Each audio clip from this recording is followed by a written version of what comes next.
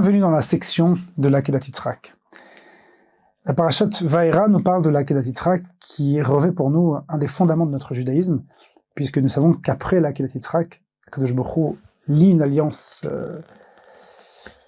indélébile avec Avraham Avinu, qu'il l'appelle d'ailleurs Ohavi, Avraham mon aimé.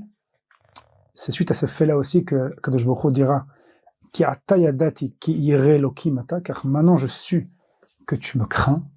Et c'est donc c'est suite à cet acte que commencera donc à se constituer le peuple juif, qui partira d'Avraham, qui en est son père, son patriarche et son géniteur, que ce soit même d'une manière spirituelle. On sait que le roi Chaim, Rabbi Chaim de Volojine, explique, il débute avec une question.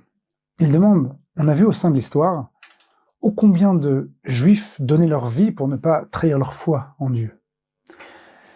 Et parfois, ils se sont tous, femmes, enfants, des familles entières se sont données sur le bûcher du feu, à l'époque des croisades, à l'époque de l'Inquisition, et à toute autre époque, pour ne pas renier leur foi. Alors en quoi Avraham est-il si spécial, en quoi est-il si singulier? Et il répond que c'est justement parce qu'Avraham a su faire cette épreuve-là, a su braver cette épreuve, sublimer sa nature première, au-delà de la vie, pour venir sacrifier son fils, qui était la chose qui comptait le plus pour lui, que nous avons dans notre génétique eu les capacités de se donner, de donner ce qui était le plus cher pour nous, à savoir notre vie. Et par rapport de la même, le roi Chaim explique qu'un tzaddik fait hériter ses midot, les traits de caractère qu'il a travaillés de manière fastidieuse, de façon volontaire, à ses enfants. Il a fait passer dans la génétique, il y a une certaine génétique, non de Mendel, mais spirituelle, qu'un tzaddik fait hériter à son fils. C'est pour ça que tous les parents sont invités à travailler sur eux-mêmes, parce que leur progéniture donc se fait mieux qu'elle-même, en quelque sorte. Et donc, on voit que la Akedat Yitzhak revêt ce qu'elle y a de plus fondamental dans le judaïsme, c'est qu'elle revêt ce lien indélébile entre Dieu et son peuple, le fait de mettre le service divin, la foi en un Dieu unique, au-delà de notre propre chair, de notre propre vitalité, de notre propre essence. Donc c'est ontologiquement la preuve de notre amour de façon indubitable. Cependant, il y a quand même une question de fond. Une question qui pourrait être simple, qui pourrait être même évidente, mais qui doit se poser absolument. Certains des commentateurs l'ont posée. La question est ainsi. En quoi est-ce qu'Avraham est-il si méritant? Il a sacrifié son fils. Il a voulu sacrifier son fils. Finalement, Dieu l'a arrêté. Et on voit cette volonté comme étant quelque chose de grandiose, quelque chose de titanesque, de singulier. C'est le seul qui aurait été capable de le faire. C'est la dixième des épreuves, l'apogée de ces épreuves, le zénith de sa preuve d'amour pour Akadosh Baruch Hu, de sa dévotion. Alors, je vous pose une question que j'espère la police des rabbins ne saura pas intercepter. Si Dieu vous disait, se révélait à vous et vous disait sacrifie ton fils, vous auriez une hésitation? Alors j'espère que mon fils n'entendra jamais cette vidéo. Mais de façon intellectuelle, de façon conceptuelle, lorsque Dieu se révèle à vous, que vous savez, vous, Avraham, vous qui avez déduit l'existence de Dieu par un procédé, comme dit le Rambam, un procédé philosophique extrêmement complexe, et dans lequel vous avez été seul face à tout le monde, faire la propagande de son règne sur terre, et là Dieu se révèle à vous, et vous dit, sacrifiez-le. On peut avoir 1000 raisons de penser que c'est une âme qui devait faire son apparition dans ce monde-ci juste pour être sacrifiée, etc. Elle devait juste faire la Brit Mila. 1001 raisons, peut-être c'est pour des questions spirituelles, ésotériques. Peu importe, Dieu l'a demandé, c'est lui le maître. Et puisqu'il l'a demandé, j'agis, c'est tout. Combien d'enfants ont été la honte de leur père depuis leur vivant et on c'est quoi? Si la mère d'Hitler elle avait entendu ça, sachant qui est Hitler, elle n'aurait pas fait avec le sourire. Avram ne sait pas qui il a en face de lui, puisque il est encore dans les règles du temps, d'accord, de l'espace et du temps. Il sait bien que Dieu est au-delà du temps. Il sait bien que Dieu, pour lui, l'avenir se confond avec le présent et que donc rien n'est non su de lui. Tout est su. Il aurait très bien pu se dire, j'ai un Hitler devant moi là, il faut que je le tue. Il faut que je le sacrifie au moins, que par le même biais que je prouverai mon amour pour Dieu, j'empêcherai qu'il y ait cet art qui vient au monde. Il aurait pu se demander, se dire ce genre de choses pour justifier le fait de réaliser le commandement divin. On aurait tous été à sa place, on se serait trouvé devant un dilemme, et on aurait dit que bon, si Dieu l'a dit, c'est dur, humainement dur, mais on se place dans la logique divine, qui est transcendante, qui est au-delà de nous, qui sait mieux que nous les choses fondamentalement, et on l'aurait sacrifié. Alors pourquoi Abraham est vu comme un ange pour ça? Alors, l'épreuve d'Avraham Avinu ici a été multiple. Elle a englobé toutes les facettes de son être. Elle n'a pas juste été de sacrifier son fils. En réalité, elle s'est intégrée dans une vie qui était la sienne, dans sa réalité, dans un moment ou dans une conception, au travers d'une doxa qui était contraire à tout ce qu'il avait prôné toute sa vie. Alors essayons de comprendre en quoi elle a été si dure, si pénible pour lui, et donc si flagrante dans son essence, et pourquoi elle a causé en quelque sorte, elle a été la cause de tant d'amour finalement. Premièrement, Dieu dit à Avraham Avinu, Ki beyitzrak ikarel chazera, tu n'as pas d'enfant, tu en auras à 100 ans, 90, ça lui a été dit, il s'appellera Yitzhak, ton fils, et ce sera ta descendance. Ce ne sera pas celui de la servante Agar, Ishmaël, tu auras un enfant de ta femme, de Sarah, de façon miraculeuse. Ils étaient deux vieillards, en quelque sorte. Et Dieu lui assure cette descendance. Premièrement, Dieu, tu m'assures une descendance. Ensuite, tu me demandes de la sacrifier. Il y a un paradoxe, il y a une antilogie ici. De deux. Donc, il y a de quoi remettre en question ce Dieu qui me parle. Il lui dit, attends, tu as changé d'avis? Tu n'es pas censé changer d'avis, Dieu. On ne change d'avis que quand on ne connaît pas le futur. Et toi qui connais le futur, tu m'as dit de façon absolue que ce sera ma descendance, et maintenant tu me demandes de la brûler vif, donc je n'aurai pas de descendance. Première raison d'être perturbé. Deuxième raison d'être perturbé.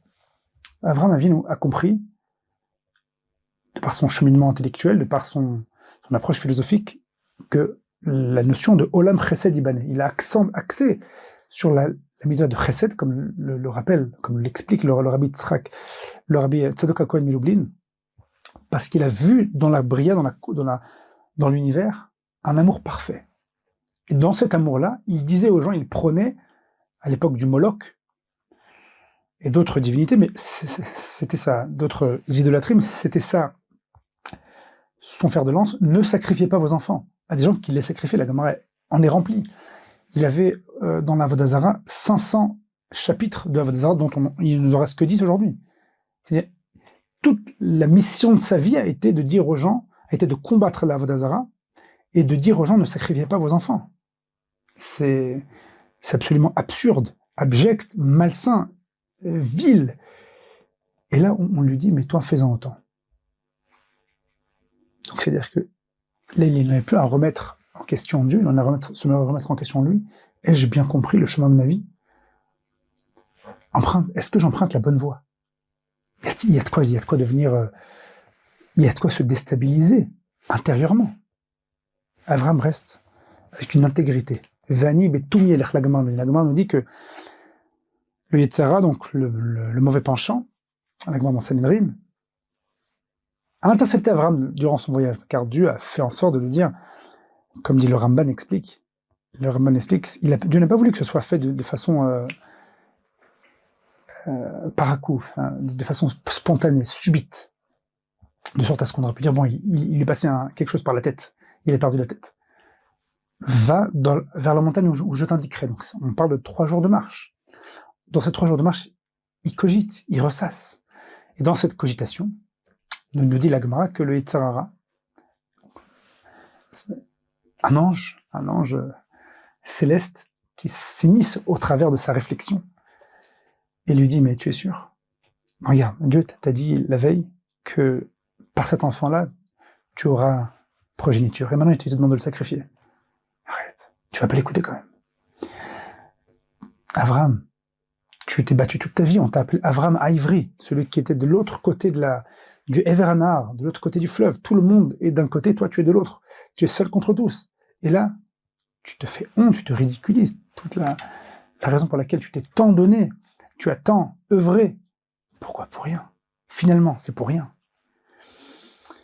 Qu'est-ce que tu lui réponds, Abraham? Vani betumi elech. Et moi, je vais dans ma tmimut, dans mon intégrité. Était-il niais? Était-il bête, chas v'shalom? C'était un des plus grands philosophes. C'est-à-dire qu'il a compris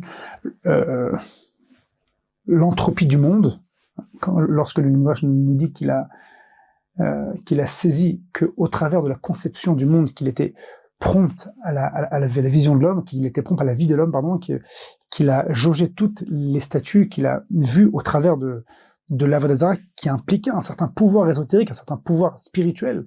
Il a su, au travers de cet aveuglement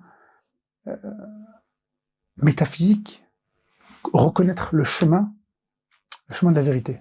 Alors que bon nombre, combien ont été bien plus peut-être saints que lui, sont tombés dans les affres de la mystique et de la sorcellerie, qui étaient disponibles à portée de main à l'époque. Alors, il était conscient, il était cohérent, il était rationnel, il était cartésien.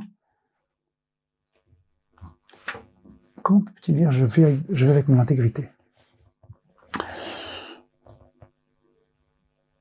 Et la troisième des questions la troisième des remarques qui peut nous faire comprendre en quoi son épreuve était si fort, si puissant, c'est le Rav Shach. Le Rav Shach, il nous dit qu'en réalité,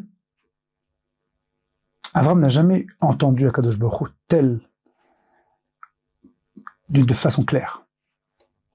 Le seul qui a entendu Akadosh Baruch Hu lui parler panim el panim, c'est Moshe Rabbeinu. Et le peuple d'Israël, au moment où ils ont reçu la Torah d'Akadosh Baruch Hu, panim el panim adaber imachem, je vous ai parlé face à face, comme ce qu'il a marqué avec Moshe Rabbeinu, qui panim el panim adaber bo. Mais tout le reste, comme nous explique le Rambam dans son introduction des Mishnayot, il dit que tous les autres prophètes, y compris Avraham Avinu, n'ont reçu la prophétie que au travers d'énigmes, ou bien dans leur sommeil, ou bien au travers de l'Esprit Saint, en quelque sorte. Quelque chose qu'on doit chercher. Dit le Rav Shach que chez Avraham, il s'agissait d'une énigme. Et le Malbim explique que quand on lit le texte dans Vaïra de la Kedah, on peut lire où va sacrifier ton fils, ou on peut lire une certaine redondance dans le texte. Tout bonnement dans la façon dans laquelle ça aurait pu être interprété. Va sacrifier ton fils, ou va sacrifier celui que je te dirai sur la montagne. Ce que je te dirai sur la montagne. Et étant donné que dans le texte, ce que Dieu lui dira ensuite, ce qui était transcrit par la Gemara, Dieu ne lui a pas dit va sacrifier ton fils, il lui a dit va monter ton fils en holocauste. Dans cette compréhension-là, il aurait pu être lu, traduit, transcrit, retranscrit, va monter sur l'autel la chose que je te dirai de monter. Il ne s'agissait pas de son fils, et on aurait très bien pu comprendre, va monter ton fils sur l'autel. Partant de là, on comprend bien la grandeur d'Avraham Avinu, nous explique le Rav Shach. Commençons par la fin.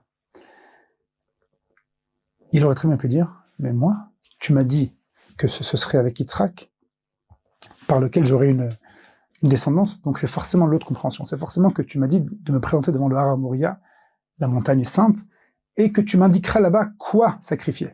Parce que ça peut pas être mon fils. Tu te contredis pas, Dieu. Et en plus, Dieu, j'ai compris, moi, de ma propre, au sein de ma propre recherche, que tu n'étais pas d'accord pour cela. Ton service ne consistait pas à sacrifier les êtres humains. c'est en quelque sorte pour laquelle je me suis fait le porte-parole. Donc une personne qui est convaincue d'une idée, qui a un processus mental sur une version, et qui a une autre version qui s'approche, qui s'offre à elle, combien elle saura se corrompre sa compréhension au défend de sa propre vision subjective, de sa subjectivité.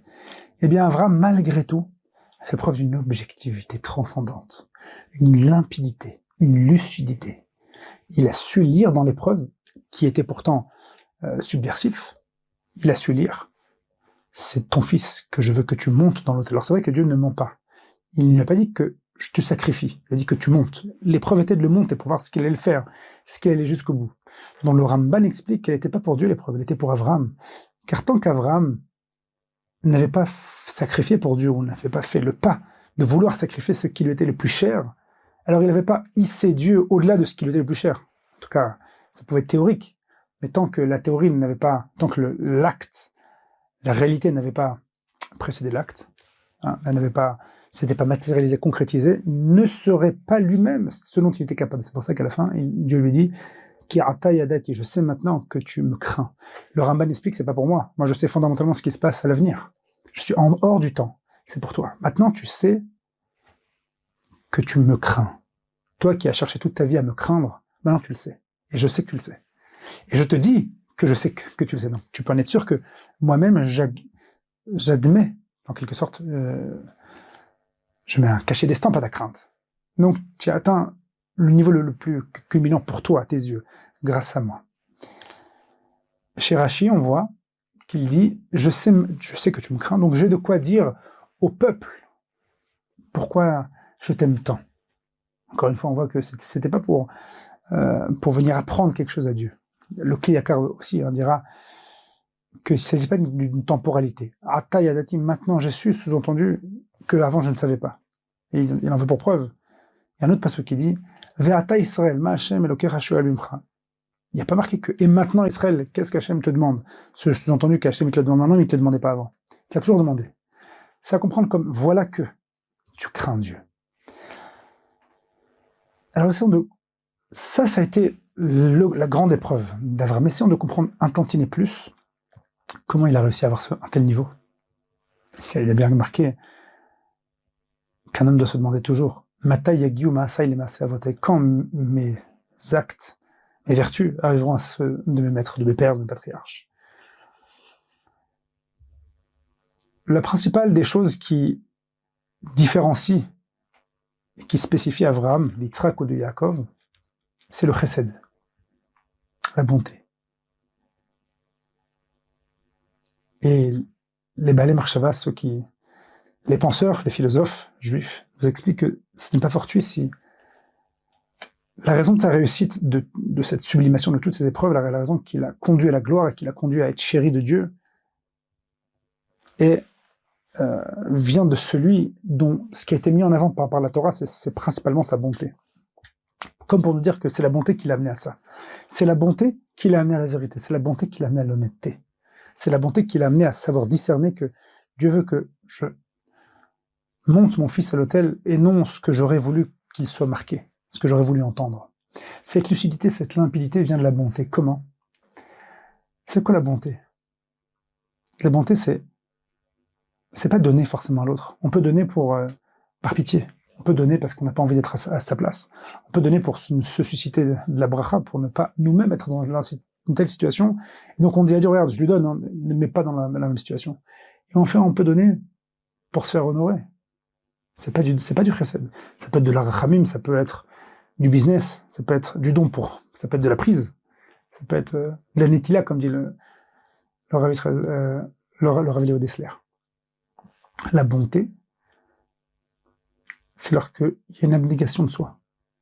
Je donne pour donner. Je donne pour l'autre. Je cherche pas à recevoir. Je donne.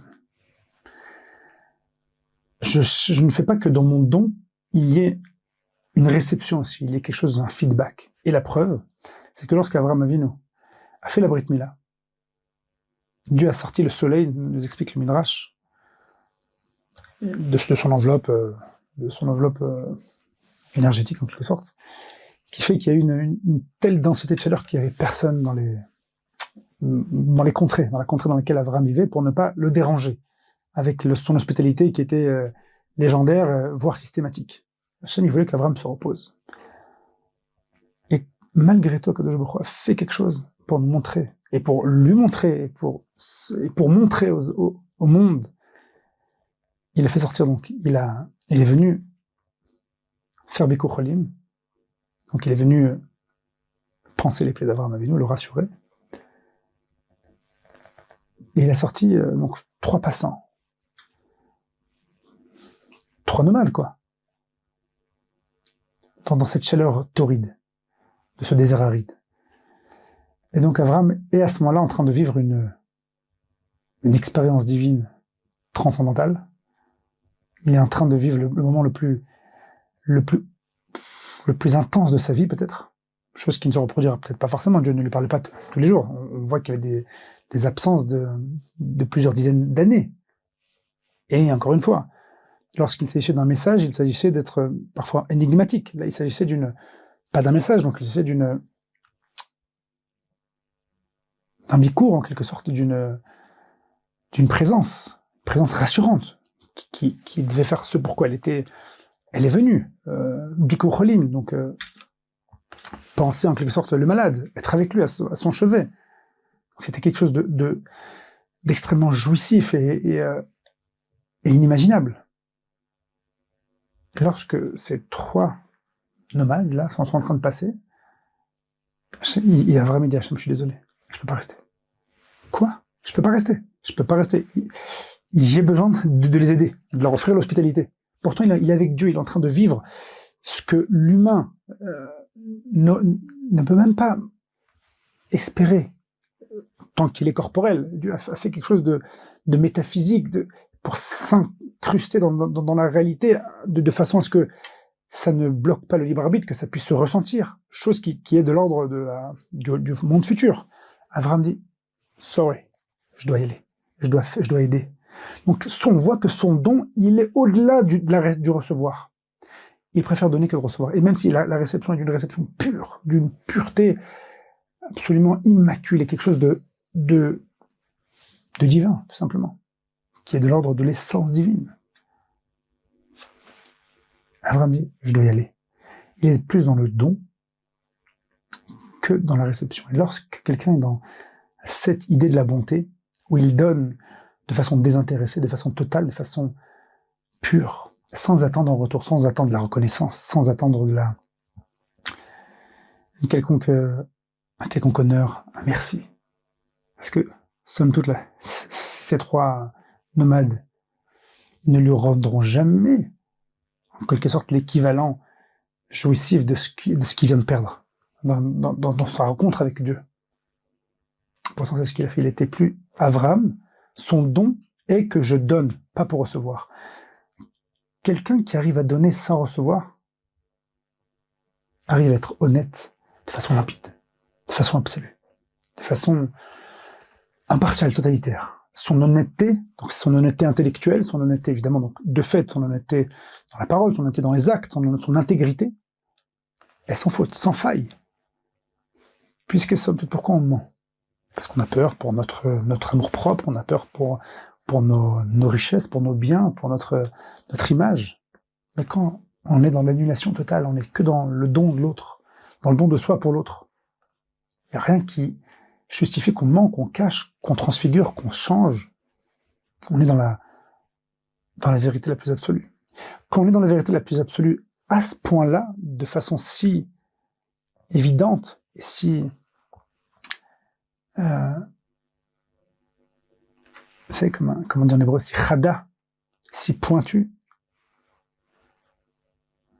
il n'y a pas de place au mensonge. Pas seulement au mensonge verbal, il n'y a pas de place à voir le monde de façon mensongère. Il n'y a pas de place à voir quelque chose d'autre que la réalité la plus pure, puisque nous nous comportons de façon vraie.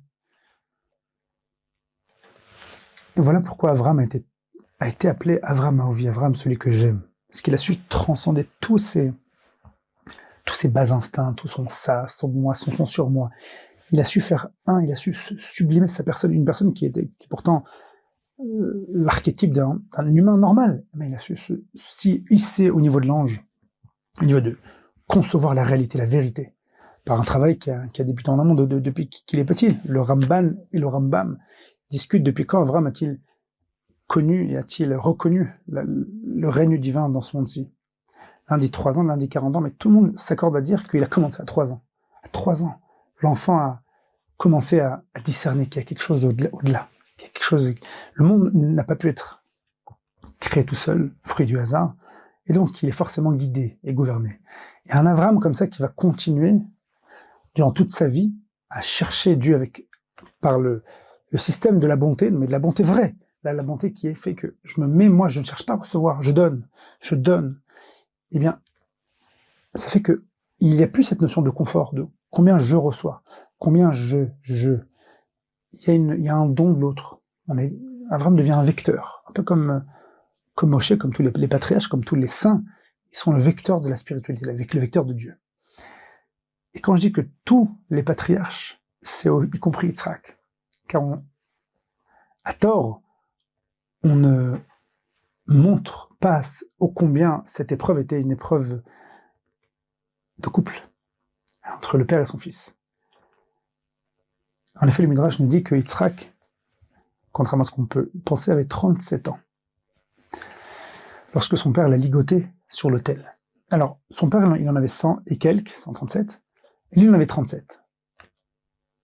Attendez, il a 37 ans, c'est le fils d'Avram, donc on a vu que leurs progénitures sont les 10 tribus, donc on peut pas s'imaginer que dans la génétique, ils sont bien robustes. Il a 37 ans, il est accompagné d'un vieillard qui lui dit « Je vais te ligoter sur l'autel ». Alors il lui dit « Papa », c'est ce que nous disons dans l'acrostiche de Rosh Hashanah. « Papa, aurais-tu perdu la tête ?» Il lui dit « Non, mon fils ».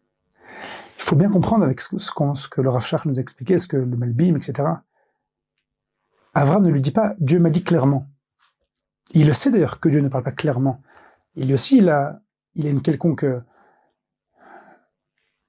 familiarité avec la prophétie, ne serait-ce que par son père. Alors il sait qu'on peut se tromper. Il sait que son père peut se tromper lorsqu'il va prendre le glaive et va le mettre sous sa gorge. Il sait que son père a pu mal interpréter. Et il dit « J'ai foi en toi. J'ai foi en toi, papa. » Alors qu'il aurait pu tout simplement délier ses chaînes et on imagine la suite. Il a 37 ans. Qu'est-ce qu'on voit d'Yitzhak Avinu? D'Yitzhak, on voit la Emunat Rachamim. Je ne sais pas ce que le sage a dit. Je ne sais pas d'où le sage a compris ce qu'il a compris. Mais je lui fais confiance. Au point où je donne ma vie pour lui. Je donne ma vie suivant la décision du sage. Ne l'ayant pas entendu, je n'y mets aucun doute. Mon père, pour lui, c'est son père, pour lui, donc c'est son sage, c'est son rave. Il n'aimait rien. Aucune contrainte, rien. Je te fais confiance totalement. Au prix de ma vie, je te fais confiance. Au prix de ma vie. Le Gaon dit, pourquoi, en réalité, on n'a pas appelé ça l'épreuve de Yitzhak, alors que c'était oui aussi son épreuve, et celle d'Avram, au contraire. Alors que il y a tout à penser que au niveau d'Yitzhak, dans la conception d'Yitzhak, elle était aussi grande, aussi puissante. Peut-être aussi, pas nécessairement aussi dure, mais aussi louable que celle de son père. Le Gaon de Vilna dit, ça va nous faire comprendre quelque chose de plus sur Yitzhak. Chez Avram, il s'agissait de tuer son fils. Donc quelque chose qui va contraire à la bonté. Prendre, faire du mal. Lui qui était le bien, par excellence, il était lesbien par essence. Tandis qu'Yitzhak, la valeur d'Yitzhak, c'est quoi? C'est le sacrifice, c'est l'attribut de rigueur. Et si la rigueur implique que je dois écouter mon père jusqu'à en perdre la vie, lui donner ma vie, eh bien, c'est cette rigueur-là. Voilà un bitoul, une annulation totale, une annulation absolue de soi. C'est pour ça que, pour Yitzhak, nous dit le Gaon de Vilna, c'était naturel, ça s'inscrivait dans son registre, la Torah n'a pas eu besoin de le spécifier. Mais pour Avram, qui est quelque chose qui était contre nature, là on l'a vraiment mis en première ligne. Mais qu'est-ce que nous apprenons de là? La grandeur d'Yitzhak. C'était tellement grande que le fait de donner sa vie par rigueur, c'était quelque chose de banal pour lui. même pour la Torah, au point de ne même pas le mentionner. Donc nous avons appris ici que